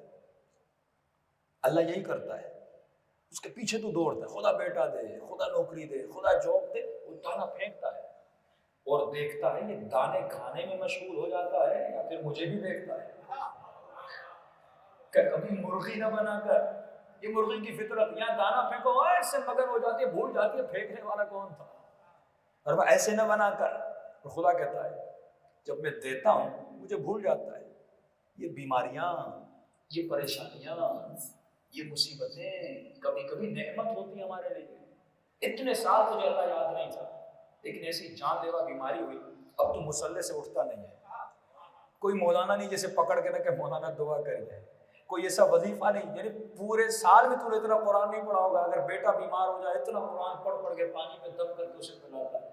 اس کا مطلب یہ بیماری تیرے لیے نعمت ہے، کیونکہ یہ تجھے خدا کے قریب لے جا رہی ہے، یہ تجھے ذکر خدا کے قریب۔ اچھا نہ ہوتا تو صحت میں بھی اسے یاد کرتا، اچھا نہ ہوتا تو فقر میں بھی یاد کرتا، اچھا نہ ہوتا تو مال کے ہوتے کو بھی یاد کرتا۔ یہ وہ اہل بیت کی زندگی تھی، سب کچھ ہوتے ہوئے بھی رات کو اپنا سر سجدے میں جھکاتے تھے، خدا تو علی کو یاد ہے۔ اے خدا، صرف مدینے میں تو حسین کو یاد نہیں تھا، تو شہادت حسین سے پہلے بھی حسین کو یاد ہے، اور شہادت حسین کے بعد بھی زینب کو زندان شام میں یاد ہے۔ ہاں، بی بی زندان شام میں نمازیں پڑھتی، لا تنسینی فی نافلۃ اللیل۔ یہ وہ نگاہ ہے، یعنی وہ نگاہ جو دنیا پر بھی ہو، اس عالم آخرت پر بھی ہو۔ اب سنیے جملہ، فرمایا دشمن تجھے تجارت کی طرف لے جاتا ہے، دوسرا دشمن تجھے لہو و لعب کی طرف لے جاتا ہے، لیکن اس کے مد مقابل ایک اور لشکر ہے جسے لشکر خدا کہتے ہیں، جسے عباد الصالحین کہتے ہیں، جسے متقین کہتے ہیں، جن کو کبھی بھی تجارت ذکر خدا سے غافل نہیں کرتی، جن کو کبھی بھی لہو و لعب پریشان نہیں کرتا۔ لیکن کیونکہ تو تمناؤں میں جکڑا ہوا ہے، میں ایک سادہ سی مثال دیتا ہوں۔ مثلا آپ کے پاس گھر نہیں تھا، آپ نے کہا خدا ایک گھر دے دے، اللہ نے گھر دیا، پھر گھر مل گیا، ایک کمرے والا تھا، تمنا کی نا، گھر ملا، اب تمنا بڑھی۔ دیکھیے تمنا آپ کے ساتھ کرتے کیا، یہ آرزو، یہ خواہش آپ کو کیسے ڈبوتی ہے۔ پھر آپ نے کہا خدا ایک کمرے کا گھر ہے، اب ایک ڈرائنگ روم بھی اس میں تو ہونا چاہیے، مہمان وغیرہ آتے ہیں۔ اچھا، تمنا بڑھی، ایک ڈرائنگ روم بڑھا۔ بیوی نے کہا کہ دیکھو سب کے گھر میں جاتے ہیں، بچے جاتے ہیں اور مجھے بڑا تنگ کر رہے ہیں۔ کیا کہہ رہے ہیں؟ کہ سب کے گھر میں جاتے ہیں، ان کے گھر میں ٹی وی ہے، ہمارے گھر میں ٹی وی نہیں ہے، لہٰذا ہمیں ٹی وی لے کر دو۔ اب اس نے کہا بھائی میری کمائی اتنی نہیں ہے، میری تنخواہ اتنی نہیں ہے، میں ٹی وی کہاں سے لاؤں، گھر کا خرچہ ہی بڑی مشکل سے میں پورا کرتا ہوں۔ بیوی نے کہا بھائی اے کاش میں تم سے شادی نہ کرتی، عورتوں کے تانے شروع، انجینئر سے شادی کرتی، ڈاکٹر سے شادی کرتی، مولوی سے شادی کر کے پھنس گئی، یہ ٹی وی خرید نہیں سکتا، اب کرے تو کیا کرے، ایک طرف بیوی دوسری طرف ٹی وی اور بیوی میں پھنس جاتا ہے۔ اب اس کو کمانا ہے، اب گھر کی خواہش کو کیا کرنا ہے، پورا کرنا ہے۔ اب بیوی اور ٹی وی میں جب پھنسا، تنخواہ بھی کم آئے، ٹی وی بھی لینی ہے، اب اس کی تمنا اس کو حرام میں ڈالتی ہے۔ اب یہ ماں بہن کا حق کھاتا ہے، اب یہ مال رشوت کے پیچھے، کیونکہ تمنا کو پورا کرنا ہے، کیونکہ گھر کی ضرورت کو پورا کرنا ہے، لیکن اسے یہ پتہ ہی نہیں ضرورت تو رکنے والی چیز نہیں ہے۔ اب ٹی وی لائی، لگ گئی کہ گھر اور بڑا ہونا چاہیے، اب تمنا کو پورا کر رہا ہے، اب یہ حرام کے پیچھے جائے گا، اب یہ ایکسٹرا آرڈنری بزنس کرے گا، پہلے 8 گھنٹے کام کرتا تھا، اب یہ 12 گھنٹے کی ڈیوٹی دے گا، یہاں تک کہ مال کمانے کے پیچھے یہ 16 آورز کام کرے گا، اپنا آرام، اپنا سکون، اپنی عبادت، اپنی بیوی بچوں کی تربیت، اپنے اولاد کا ٹائم بزنس کو دے گا تاکہ گھر بڑا کرے، تاکہ ٹیویاں بڑی لے۔ لیکن تمنا تو رکنے کا نام نہیں ہے، بیوی پھر آئے گی، بچے رو رہے ہیں، ہماری ٹی وی 30 انچ کی ہے، وہ ہمسائے کی ٹی وی دیکھو 50 انچ کی سامسنگ کی ٹی وی لائی ہے، تو یہ بھی تو ہمارے گھر میں ہونی چاہیے۔ اب اس نے تمنا کو پورا کرنے کے بڑا ٹی وی لیا، لیکن تمنا رکنے کا نام نہیں ہے۔ پھر کہے گی لوگوں کے گھر میں جاؤ، بیڈ روم میں بھی ٹی وی ہے تو ڈرائنگ روم میں بھی ٹی وی ہے، اسی میں اس کی زندگی گزر جاتی ہے، کمروں کو بڑھانے میں، خواہشوں کو بڑھانے میں، تمناؤں کو بڑھانے میں، مال کو جمع کرنے میں۔ لیکن فرمایا یہ سوچ وہی لگژری لائف اسٹائل کی سوچ سیلفشنس کی، یعنی اپنا گھر بنانا ہے، دوسروں کے گھر چلے تو چل جائیں، اپنی تمنا کو بڑھانا ہے۔ یہ سپر پاور کنٹریز جو آپ دیکھ رہے ہیں یہ خود کو بڑھانے کے لیے ملکوں پہ حملہ کرتے ہیں، اپنی طاقت کو منوانے کے لیے۔ سعودی عرب اپنی بقا کے لیے یمن کے جوانوں کو مار رہا ہے، امریکہ اپنی بقا کے لیے 17 سال ہو گئے افغانی مسلمانوں کو مار رہا ہے۔ یہ اپنی بقا کی جنگ ہے۔ یہی وہ سوچ تھی جس کو حسین ابن علی کیا کرنے آئے تھے؟ قتل کرنے آئے تھے۔ اب ہمیں کیا کرنا ہے؟ فرمان دیکھ ایک چیز یاد رکھنا، ہمیشہ روز صبح دعائے احد پڑھا کرو۔ دعائے احد کے 2 جملے ہیں کہ بیعتن فی عنقی، آپ کی بیعت میرے گردن میں امام زمانہ، میں نے آپ سے بیعت کی ہوئی ہے۔ یرونہ بعیدا ونراہ قریبا، آپ کا دشمن آپ کے ظہور کو دیر دیکھتا ہے، یعنی کہے گا دیر سے آئیں گے، لیکن میں آپ کے ظہور کو قریب دیکھتا ہوں۔ یہ دیر دیکھنے والی جو سوچ زمانوں میں ڈیولپ ہو رہی ہے، پتہ نہیں امام زمانہ کب آئیں گے۔ ارے تو دعائے احد میں یہ روز کہتا ہے کہ یہ صفت منافقوں کی صفت ہے جو ظہور کو دیر دیکھے، لیکن جو مومن ہے نراہ قریبا، وہ ظہور کو قریب دیکھتا ہے۔ اور خدا کہتا ہے اس سوچ کو ڈیولپ کر، یہ سوچ حسینی سوچ ہے۔ اگر تم نے موت کو بعید دیکھا تو کبھی غفلت تمہارے وجود سے ہٹے گی نہیں۔ آج 30 سال کے کہو گے میں 60 سال میں مروں گا، اس کا مطلب تو اپنی موت کو دور دیکھ رہا ہے۔ جب دور کی نگاہ سے دیکھے گا نماز سے دور ہو جائے گا، عبادت سے دور ہو جائے گا۔ علی مصلی پہ کیوں روزانہ بیٹھتے تھے؟ کیونکہ علی اپنی موت کو قریب دیکھ رہے تھے۔ ماں فرماتے جب بھی عبادت کرو یہ سمجھو تجھے کل مرنا ہے۔ امام زمانہ کے ظہور کو یہ سمجھو کہ کل امام کا ظہور ہو جائے گا، پھر ایسے تیاری کرو جیسے مومن ایسے تیاری کرتا ہے امام کا ظہور کل ہونا ہے۔ لیکن اگر تو بعید کی طرف نگاہ رکھے گا، وہ موت کی نگاہ ہو، وہ ظہور امام کی نگاہ ہو، وہ قیامت کی نگاہ ہو، یہی وہ سوچ ہے جس کو شیطان ڈیولپ کرتا ہے۔ اور قرآن کی آیت بھی کہتے ہیں وَلَا يَكُونُوا كَالَّذِينَ أُوتُوا الْكِتَابَ مِن قَبْلُ فَطَالَ عَلَيْهِمُ الْأَمَدُ فَقَسَتْ قُلُوبُهُم، کبھی ان کی طرح نہ سوچنا جو اللہ کے نبی کو دور سمجھ رہے تھے، جو کہتے تھے قیامت بہت دور آئے گی، فطال طول دیا انہوں نے، فقست قلوبہم، ایسے لوگوں کے دلوں پر قساوت چڑھ جاتی ہے، یہ قسی القلب ہو جاتے ہیں۔ اور فرمائے کہ 40 ظہور امام کی ایک سیڑھی ہے۔ 40 پہ کیا ہے؟ جانثاری کا جذبہ، غریب سے غریب ترین انسان جس کے پاس کچھ بھی نہیں ہے، وہ کہتا ہے میرے پاس دینے کے لیے تو کچھ نہیں ہے، لیکن تو لیٹ جا، میں تیرے پاؤں کو دبا تو سکتا ہوں۔ پیسہ میرے پاس نہیں ہے لیکن میں تمہارے سر کو دبا تو سکتا ہوں۔ جس کے پاس گھر میں تھوڑا کچھ ہے وہ لا کے کھڑا کرتا ہے، خود پسینے میں شل ہے لیکن وہ بچی ٹیشو پیپر لے کے کھڑی ہو جاتی ہے، تو اپنا پسینہ صاف کر۔ خود دھوپ میں پانی لے کر کھڑے ہیں لیکن کہتے تو کھڑا ہو جا، تو پانی پی۔ خود اپنے گھروں سے باہر نکلے ہوئے ہیں، کہتے تو جا کے میرے گھر میں سو جا۔ یہ ایک ہفتے میں انسان فرشتہ بن جاتا ہے۔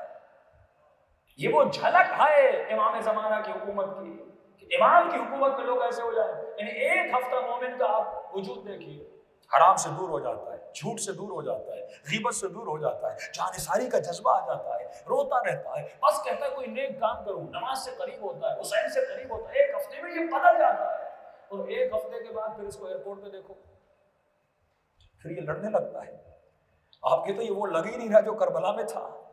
اس کا مطلب کربلا میں امام نے آپ کے دلوں میں عجیب جھلک ڈال دی تاکہ تجھے ظہور امام زمانہ کی ایک جھلک دے گا۔ ایرانی حکومت کہتی ہے پہلے سال جب لوگ 40 پہ جا رہے تھے ہم نے بارڈرز کو بند کیا، اتنی رش، لوگ سوئیں گے کہاں، لوگ کھائیں گے کیا، لیکن کہا ہم 40 کے سیلاب کو روک نہ سکے، وداؤٹ ویزا لوگ چلے گئے، ہم روک نہ سکے۔ یہ اللہ جھلک دکھا رہا ہے کہ 23 ملین لوگ، 30 ملین لوگ 40 پہ مل کے جا رہے ہیں، نہ رنگ ہے، نہ نسل ہے، نہ زبان کی فکر ہے، سب ایک دوسرے کی مدد کر رہے ہیں۔ کوئی عربی میں نوحہ پڑھ رہا ہے، کوئی اردو میں پڑھ رہا ہے، کوئی فارسی میں پڑھ رہا ہے، کوئی ترکی میں پڑھ رہا ہے، کوئی کس زبان میں پڑھ رہا ہے، چینی وہاں موجود ہے، ہر زبان کے ہر نقطے سے آئے ہوئے لوگ موجود ہیں، اور دنیا چاہے بھی تو ان کو روک نہیں سکتی۔ کوششیں جاری ہیں لیکن کبھی 40 پہ جانے والوں کو روکا نہیں۔ یہ سیلاب سمندر انسانیت جو جاتا ہوا حسین کی طرف نظر آ رہا ہے، یہ ایک جھلک ہے، یعنی وہ حسین جو کربلا میں آئے تھے اس کے لیے 25 ملین لوگ ایسے جا رہے ہیں۔ تو تصور کرو جب اسی حسین کا بیٹا کعبے کی دیوار پر حل من ناصر کی آواز دے گا، پھر تم شیعوں کے سیلاب کو کیسے روک پاؤ گے؟ یہ جھلک جو جا رہی ہے یہ ظہور امام کی جھلک ہے، یعنی تو سال میں جا رہا ہے سب کچھ قربان کر کے، पूरा साल तू पैसे जमा करता है अरबईन के सफर के लिए, हुसैन की ज़ियारत के लिए। एक झलक है, आपको तैयारी इमाम हुसैन दिलवा रहे हैं। ये अल्लाह की तरफ से एक मौजज़ा है कि आप एक तहजीब बनती जा रही है, एक कल्चर बनता जा रहा है। कितनी दुश्मन को तकलीफ होगी, उन्होंने बच्चों को सिखाया कि शिया काफिर हैं, लेकिन ये काफिले 800 बसें कोयटा से, तफ्तान से, नौशकी से होती हुई और हुसैन का नाम लेती हुई, बच्चों को उन्होंने हुसैन का नाम सुनने न दिया। वहाँ पे न टीवी न एंटीना, इतनी वहाँ इस खत्ते में इतनी वहाबियत पढ़ी और पली, लेकिन मजबूर है। यही अरबईन के काफिले जाते हैं, वो काले कपड़े भी देखते हैं, वो मातम भी देखते हैं, ना चाहते हुए उनके बच्चों के कान हुसैन के नाम से मुतमस्सिक भी हो जाते हैं। एक तहजीब बनती जा रही है, कल्चर। कौन सा कल्चर? एक ऐसा कल्चर जिसमें कुर्बान करना है, एक ऐसा कल्चर जिसमें बदन को तकलीफ में डालना है और हुसैन के रास्ते पे चलना है, एक ऐसा कल्चर कि पांवों से खून बह रहा है, पांवों में छाले पड़ जाते हैं, लेकिन उसको छालों की परवाह नहीं है, इससे एहसास नहीं होता, क्योंकि इमाम की तरफ आ रहा है। ये इमाम वक्त की तरफ निदा है, ये इमाम ज़हूर के लिए एक सीढ़ी है कि इमाम का ज़हूर करीब है। ऐ मोमिन, तू खुद को तैयार कर रहा है, तो ये एक हफ्ते में जैसा जज्बा तेरे वजूद में पैदा होता है, इस जज्बे को पूरे साल के लिए अपने वजूद में रख दे। सल्लल्लाहु अलैहि मोहम्मद व आले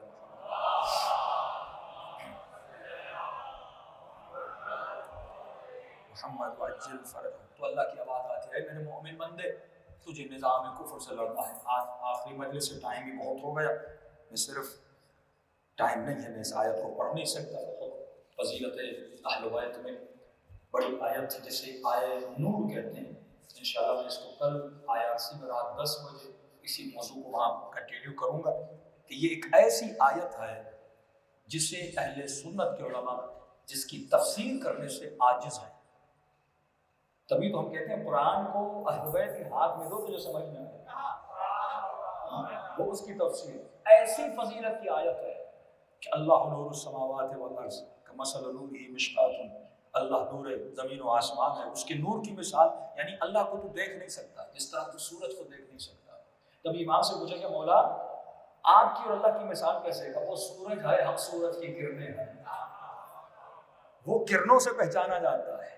सूरज को देखोगे तो अंधे हो जाओ, उसके नूर को तू देख नहीं सकता। खुदा कहता है मेरे नूर की मिसाल कमसल नूरी, मेरे नूर की मिसाल कैसे है? मिशकातिन, एक अगर मेरे नूर को देख रहा है तो आईने में देख, जुजाजा एक शीशी है, एक आईना है। और तफसीर कहती है ये मिशकात क्या है? फहुव फातिमतुज़ ज़हरा सल्लल्लाहु अलैहा।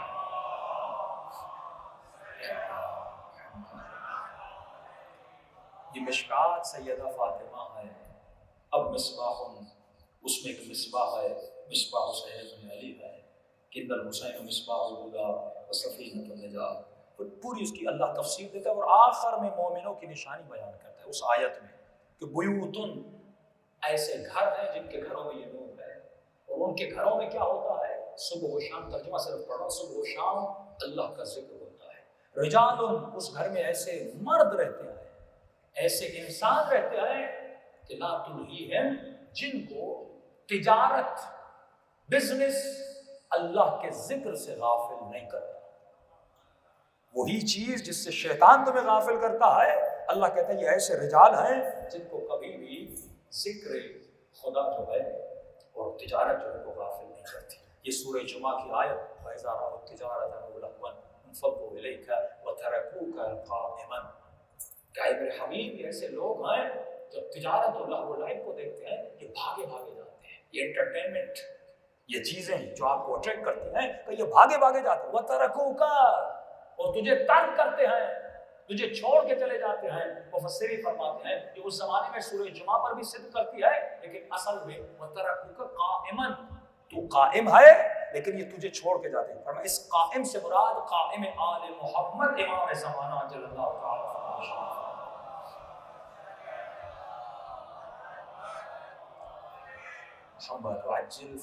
के काइम आले मोहम्मद खड़ा है, लेकिन ये तिजारत में बिजी है। काइम आले मोहम्मद खड़ा है लेकिन ये बिजनेस में बिजी है। तो बच्चों को बचपन से आदत दिलाओ कि हर चीज को उतना इस्तेमाल करें जितनी उसकी जरूरत है।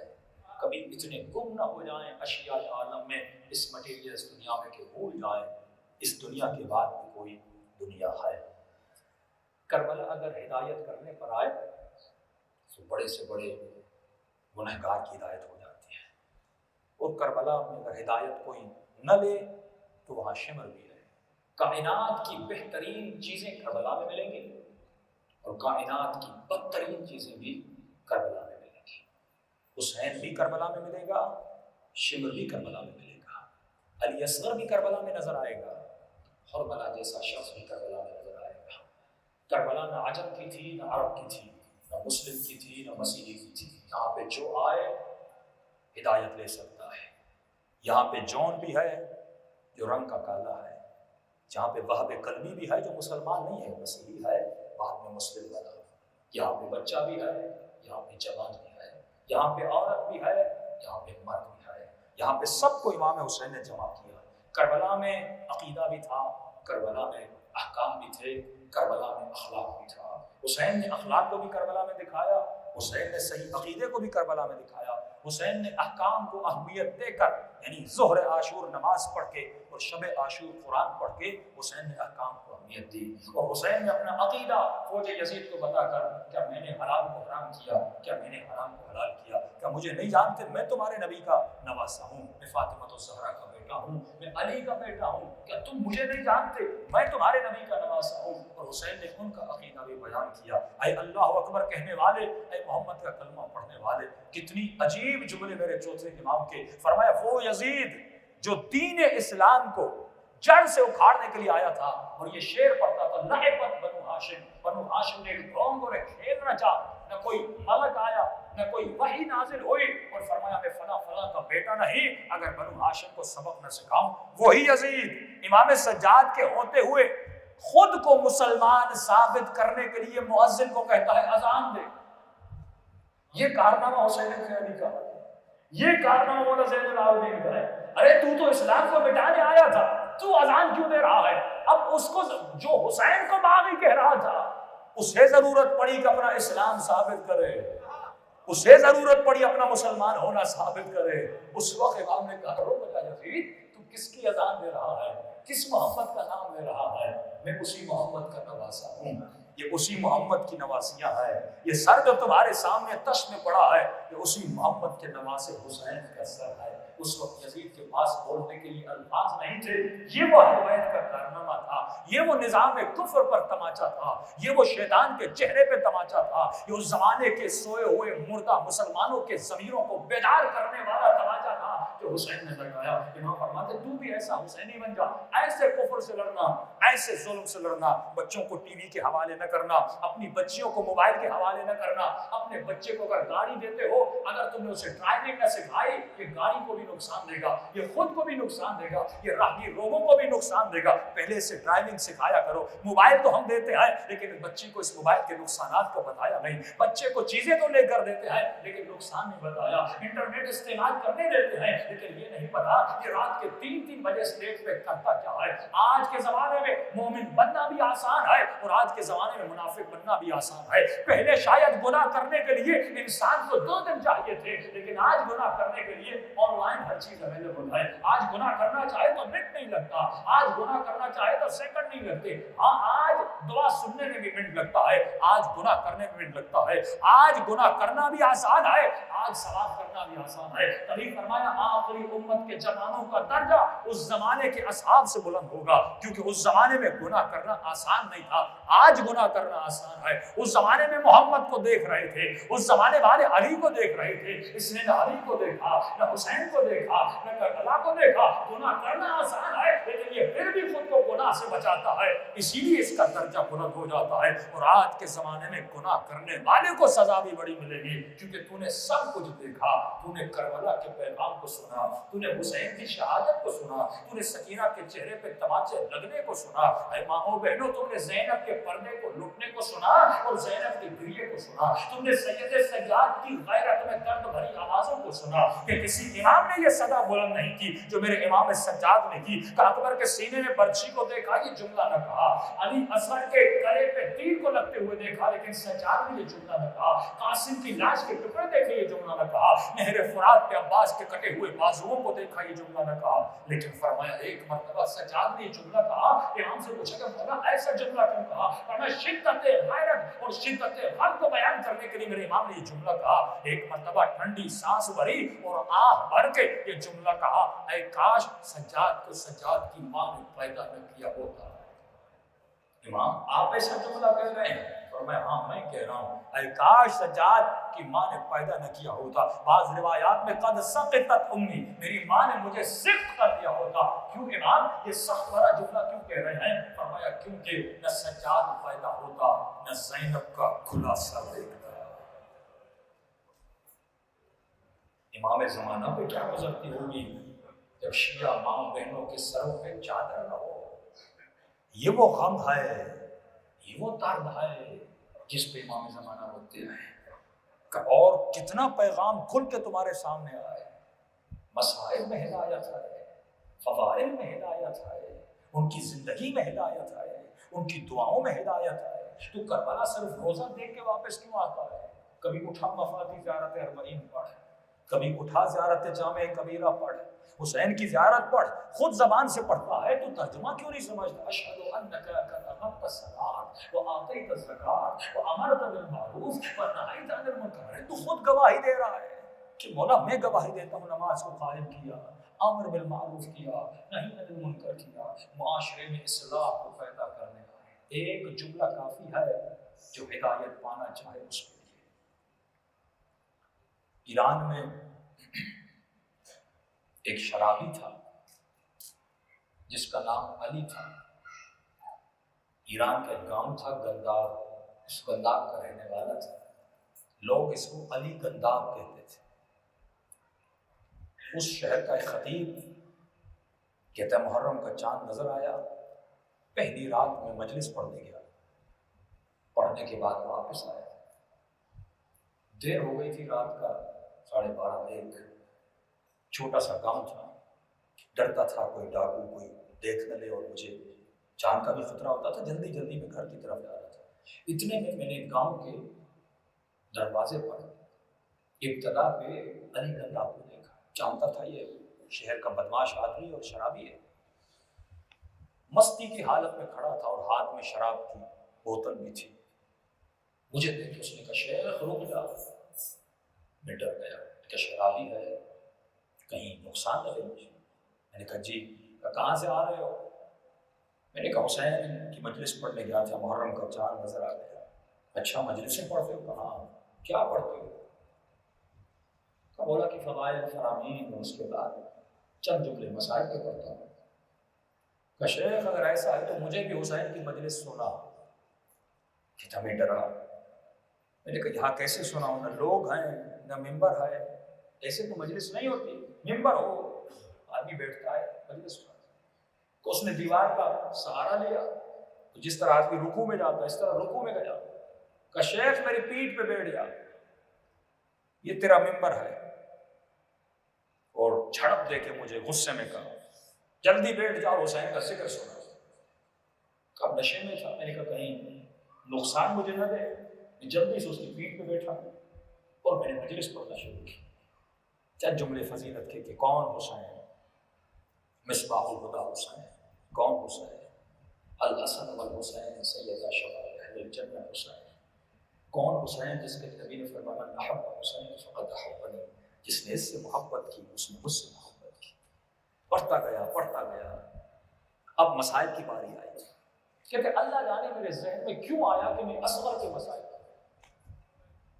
تو میں نے علی اصغر کے مسائل پڑھے۔ میں نے کہا حسین کا بھائی بھی مارا گیا، جوان بیٹا بھی مارا گیا، آخر میں ایک بچہ تھا 6 مہینے کا، ظالموں نے اس کے گلے میں بھی تیر لگایا۔ اتنا کہنا تھا علی گنداب کا وجود کانپنے لگا، پورا لرزنے لگا۔ مجھے کہا شیخ اتر جا، میں اتر گیا، کہ کھڑا ہوا اور ایسے ہو رہا تھا جیسے اس کی آنکھوں سے بارش بہ رہی، روتا ہوا اور یہ کہتا ہوا آگے بڑھتا گیا، اتنا غریب تھا میرا حسین، اتنا مظلوم تھا میرا حسین کہ تیرے بھائی کو بھی مارا، تیرے بیٹے کو بھی مارا، تیرے بھتیجوں کو بھی مارا، ارے انہوں نے تیرے 6 مہینے کے بچے کو معاف بھی نہ کیا۔ کہا یہ کہتا ہوا روتا ہوا آگے چلتا ہوا، میں نے اللہ کا شکر ادا کیا کہ گھر گیا۔ صبح ہوئی میں بازار میں آیا، میں نے کہا وہ علی گنداب کہاں ہے؟ لوگوں نے کہا پتہ چلا صبح صبح سامان اٹھا کے نجف چلا گیا ہے۔ کئی سالوں کے بعد مجھے نجف جانا نصیب ہوا، میں نجف گیا، علامہ امینی نجف میں تھے، ان سے ملنے گیا۔ انہوں نے کہا کہاں سے آئے؟ میں نے کہا گاؤں ہے ہمارا گنداب، وہاں سے آیا۔ کہ ماشاءاللہ تمہارے گاؤں کے لوگ تو بڑے نیک ہیں۔ میں نے کہا کیا مطلب؟ کہ یہاں پہ ایک شخص ہے تمہارے گاؤں کا بڑا متقی ہے۔ کہ کون ہے؟ کہ علی گنداب۔ کہ کون؟ کہ صبح آنا تجھے دکھاؤں گا۔ کہ صبح نجف مولا علی کے حرم میں نماز پڑھا، پہلی صف میں علی گنداب بیٹھا تھا، چہرہ بدل چکا، حلیہ بدل چکا، ماتھے پہ سجدوں کے نشان۔ کہا نجف میں سب سے بڑا عابد علی گنداب ہے، نماز کی صف میں پہلا۔ میں نے کہا قبلہ یہ شرابی تھا؟ کہ ہمیں نہیں پتا کیا تھا، لیکن ہم نے اسے نماز پڑھتے ہوئے دیکھا۔ کہ مسجد کوفہ میں جاؤ اور جب دعا ہوتی ہے سارے لوگ دعائیں پڑھ کے چلے جاتے ہیں، لیکن علی گنداب روتا رہتا ہے، سر سجدے میں ہوتا ہے۔ کہ ایک ایک گھنٹہ 2 گھنٹے روتا ہے۔ کہ قبلہ کہتا کیا ہے؟ کہ سجدے میں جاتا ہے اور ہم اس کی سزائیں سنتے ہیں، رو رو کے کہتا ہے خدا اگر تو نے میرا یہ گناہ معاف کر دیا، 1 گھنٹہ یہ کہتا ہے خدا میرا یہ گناہ معاف کر دے، میرا یہ گناہ معاف کر دے، اور 1 گھنٹے کے بعد کہتا ہے خدا تو ارحم الراحمین ہے، اگر تو نے میرا یہ گناہ معاف کر دیا میں اپنے دوسرے گناہ کا کیا کروں گا؟ پھر 1 گھنٹہ دوسرے گناہ پہ روتا ہے، کہ یہاں تک کہ صبح کی اذانیں آ جاتی ہیں، یہ سجدے میں روتا رہتا ہے، روتا رہتا ہے۔ ایک اصغر نے اسے عابد بنا دیا، ایک ننھی سی گردن نے اسے حسین کا عاشق بنا دیا، ہجرت کر کے علی کے حرم میں چلا گیا۔ آقا امینی کہتے ہیں صبح کی نماز پڑھنے کے بعد عشاء کی نماز ہوئی، رات ہوئی، رات کو پیغام پہنچا قبلہ ایک آیت اللہ نجف میں ان کے اوپر سکرات کا وقت ہے، ان کا انتقال ہونے والا ہے، ان کے لیے قبر کا بندوبست کیا جائے۔ سید کاظم ہوتے تھے نجف میں، وہ کہتے ہیں کہ ہم نے امام علی کے حرم کے دروازے پر اس آیت اللہ کے لیے قبر کو کھودا کیونکہ اس کا انتقال ہونے والا ہے۔ صبح کی نماز پڑھی، قبر تیار ہے، نماز ختم ہوئی، پیغام بھیجا کیا ہوا؟ غسل و کفن ہو گیا، لائیے اور جنازہ دفن کریں، نماز جنازہ سب نمازی بیٹھے ہیں ساتھ میں پڑھیں گے۔ کہ لوگ گئے، واپس پیغام آیا قبلہ اللہ نے ان کو زندگی دی ہے، سکرات کا وقت ٹل گیا، وہ بچ گئے ہیں۔ کب پریشان تھے اس قبر کا کیا کریں، تیار کر لیے۔ اتنے میں شخص دوڑتا تھا قبلہ علی گنداب نماز پڑھنے کے بعد سر سجدے سے ابھی تک نہیں اٹھایا، دوڑے دوڑے آتے ہیں اور اس کو اٹھانے کی کوشش کرتے ہیں، لیکن اس کی گردن ڈھلتی ہے اور دیکھتے ہیں علی گنداب انتقال کر کے چلے گئے۔ آقا امینی کہتے ہیں جلدی کرو اسے غسل دو اور کفن دو، مجھے یقین ہے کہ یہ قبر علی نے اپنے علی کے لیے کھلوائی۔ اگر ایسے نیک بنو تو کہاں سے کہاں بلایا، اور علی نے اپنے حرم کے دروازے پر اس مومن کو قبر کی جگہ نصیب کی۔ تو وہ یہ نہیں دیکھتے تمہارا پاسٹ کیا تھا، تو شرابی تھا، تو زانی تھا، تو جھوٹا تھا، تو حرام خور تھا، تو سود خور تھا، تو رشوت خور تھا، تو نکاح حرام میں مبتلا تھا، تو نامحرم کے رشتوں میں مبتلا تھا۔ سوال یہ ہے تو اصغر کے مسائل کے سننے کے بعد بنا کیا؟ اس مجلس کا آؤٹ پٹ کیا بنا؟ تو آ کر تم نے مسائل تو سنے، بھی زینب کی مصیبت تو سنی، لیکن تو بنا کیا؟ اگر تو بدل گیا تو وہ کردار جو حسین نے کربلا میں نبھایا تھا کہ جب اور آنکھوں پہ پٹیاں باندھ کے، ہاتھوں میں رسیاں باندھ کے حسین کے قدموں پہ گرا تو امام نے بلند کر کے ان کو سینے سے لگا کے ایک چکلا کہا کہ بھیا اور حسین کے سینے سے لگ جا، جو گنہگاروں کو بھیا کہے اسے حسین کہتے ہیں۔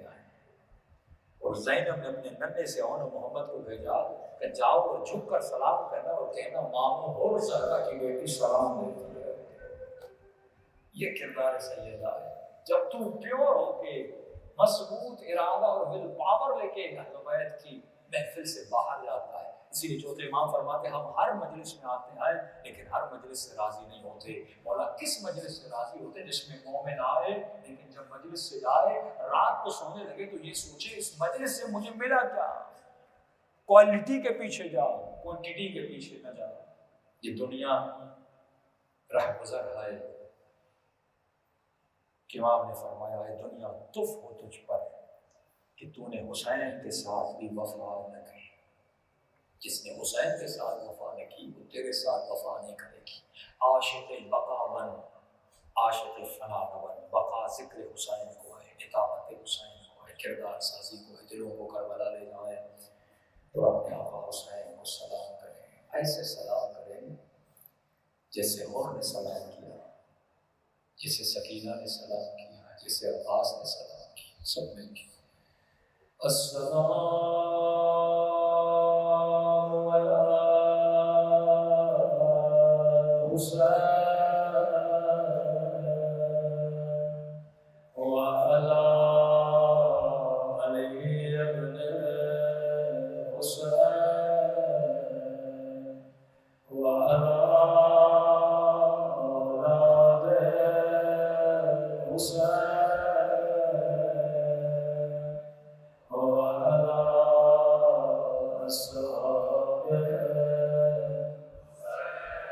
हुसैन की आवाज बुलंद होनी चाहिए। अस्सलामु अला हुसैन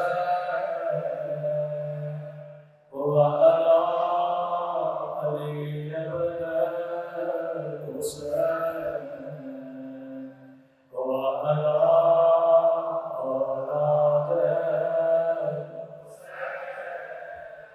व अला असहाब। सब मिलके अस्सलामु अला हुसैन व अला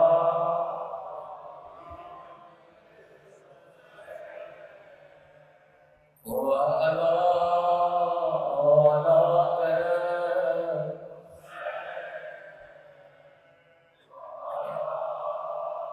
असहाब। मेरा सलाम हो ज़ैनब की चादर पे।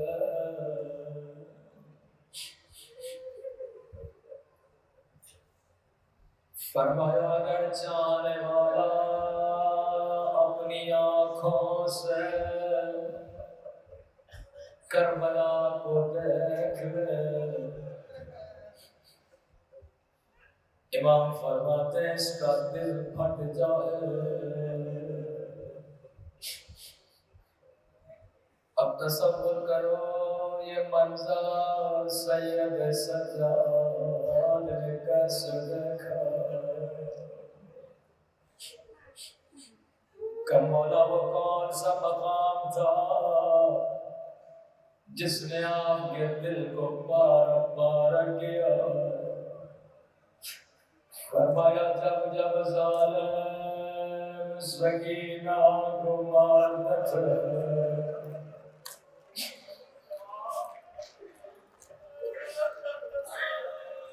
जब इस बच्ची का दिल दुखाता था।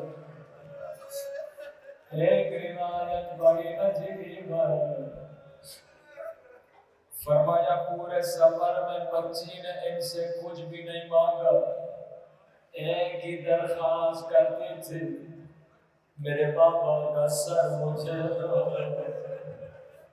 लोगे नेज़ा में रखा है मुझे मेरी गोद में दो। मैं अपने बाबा से प्यार करूंगी। इमाम फरमाते शाम में ज़ालिमों ने बच्ची पे वो जुल्म किया। यही वो मज़ालिम थे जिनके बाद सकीना जिंदा रही। एक मर्तबा बच्ची ने रोना शुरू किया मुझे मेरे बाबा کا سر فرمایا ظالموں نے حسین کے سر کو زمین پہ رکھا، بچی کے سامنے نیزے کی الیوں سے سر پہ وار کرنے لگے۔ فرمایا یہ وہ مقام تھا حسین کی زبان سے آواز آئی، اے ظالم مارنا ہے تو مارو، لیکن مجھے سکینہ کے سامنے نہ مارو۔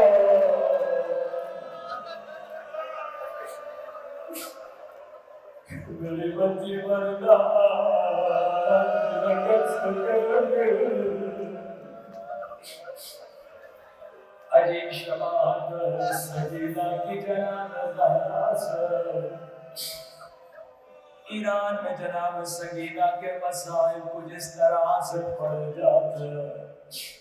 فرمایا یہ بچی جب جب چلتی تھی شاعر اپنی زبان سے بیان کرتا ہے کہ بڑی حسرت سے بابا کے گلے کو دیکھتی تھی اور کہتی تھی پدر جان مرین و سلام چگویا، اے بابا جان میں اپنے کانوں کے زخم کسے دکھاؤں، بابا میں اپنے رخساروں کو کسے دکھاؤں،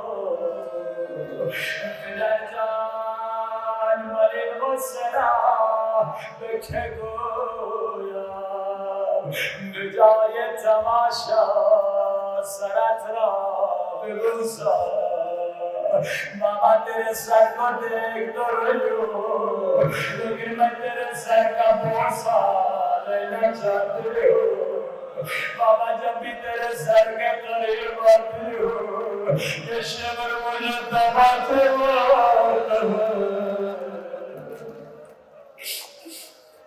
یہ معلوم ہے پدر جان مرین و سراب چگویا، بجای تماشا سرت را ببوسا، نظر کن ای مهر عشق و امیدم که من تنها کودک موسفیدم، اے میرے بابا ذرا اپنی آنکھوں کو کھولو، ذرا اپنی نگاہوں سے دیکھو، میں کربلا کی وہ واحد بچی ہوں جس کے بال سفید او بابا، جس طرح دادی زہرا کے بال جوانی میں سفید تھے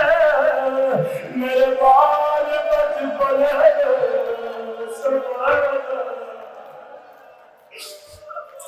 نظر کن ای مهر عشق و امیدم که من تنها کودک موسفیدم۔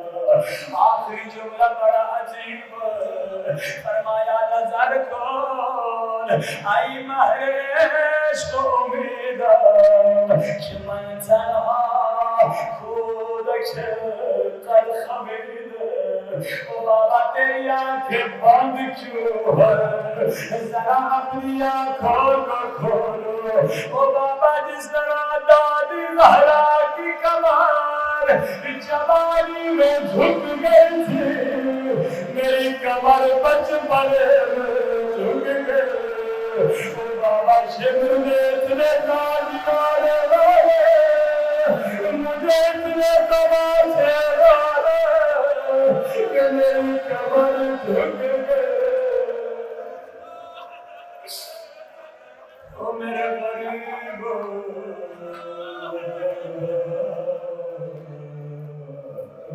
ابھی جب غسالہ نے غسل دیا دے دے دے کے رک گئی، سجاد اس بچی کے بدن پہ کالے نشان ہے، اس بچی کے بدن پہ نیلے نشان ہے، یہ نشان کیسے ہے؟ سجاد ایسے رونے لگے جیسے علی نے زہرا کی ٹوٹی ہوئی پسلیاں دیکھی تھی، آسنا میں نے وہ دیکھ لیا جس زہرا چھپا رہے تھے۔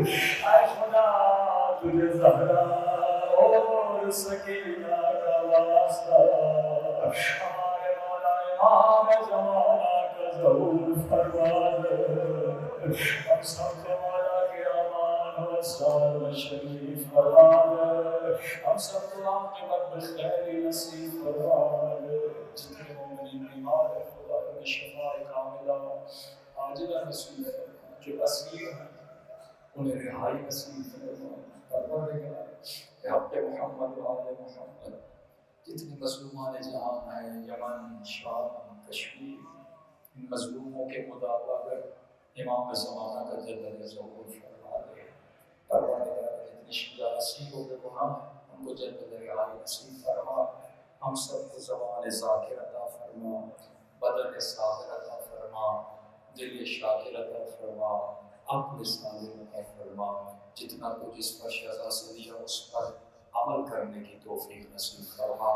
بہت سارے ایسے عرائض کے بلخص آج کل کے مومنین بہت بیماریوں کا شکار ہیں، اسپیشلی جسمانی بیماریاں، تو اس کا علاج بھی اہل بیت نے بتایا ہے۔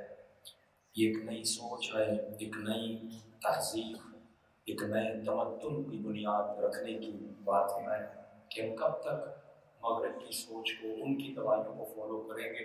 اگر کوئی اہل بیت کی سیرت پہ عمل کرے اس کا جسم بھی بچتا ہے، اس کی روح بھی بچتی ہے۔ جتنے آپ کے مراجع آیات رمضان ان کی آپ عمریں دیکھیں، 80 سال، امام خمینی 88 ایئرس، آیت اللہ بہجت 92 ایئرس، آیت اللہ بہلول 106 سال۔ یہ مراجع اتنی عمریں ان کی زیادہ کیوں تھی؟ کیونکہ یہ مستحبات، مکروہات، اسی طرح امام کی کافی دوائیاں بھی ہیں۔ ہم نے اس سال امام موسیٰ کاظم کی دوا جس کو بنانا بے حد آسان ہے، امام فرماتا اگر یہ مومن کے گھر میں ہو آخر مرتے دم تک یہ مومن بیمار نہیں ہوگا، کیونکہ اس سے اس کا امیونٹی پاور بڑھتا ہے۔ ایسی چیزیں ہر مومن کے گھر میں ہوں۔ ہم پاکستان میں جہاں بھی جاتے ہیں اسپیشلی چھوٹے بچے کینسر کے مریض ہیں، اتنا کینسر کا مرض بڑھ چکا ہے۔ یہ کینسر کیوں بڑھتی ہے؟ کیونکہ آپ کا امیونٹی پاور کمزور ہو جاتا ہے۔ تو ہمارے فیس بک پیج پہ بھی وہ دوا ہے، لیکن اس ٹاپک پہ آج یہاں بھی کافی ٹائم ہمیں ہو جاتا تھا، مٹیریل اتنا ہے کہ ٹائم کم پڑ جاتا ہے۔ انشاءاللہ کل سے IRC میں رات 10 بجے تقریباً وہاں مجالس کا سلسلہ شروع ہوگا اور ان چیزوں کو وہاں پہ ڈسکس کریں گے، جیسے انسان کی جان بھی بچے، آپ کے بچوں کی جان بچے، اور یہ جو نظام کفر ہے جو آپ کو بیمار کرتا ہے اور آپ کے پیسوں سے پھر دوائیاں بناتا ہے، یہ پورا سائیکل اور بزنس ہے جس میں ہم جکڑے ہوئے ہیں۔ تو کوشش کریں کہ اہل بیت کے ذکر کے صدقے ہماری جان بھی بچے، ہماری روح بھی بچے۔ پروردگارہ اسپیشلی بانیان مجلس کے جتنے مرحومین ہیں ان کو اعلیٰ میں درجات نصیب فرما، ہم سب کو بھی شہداء کربلا میں مشہور فرما۔ ربنا تقبل منا انک انت السمیع العلیم۔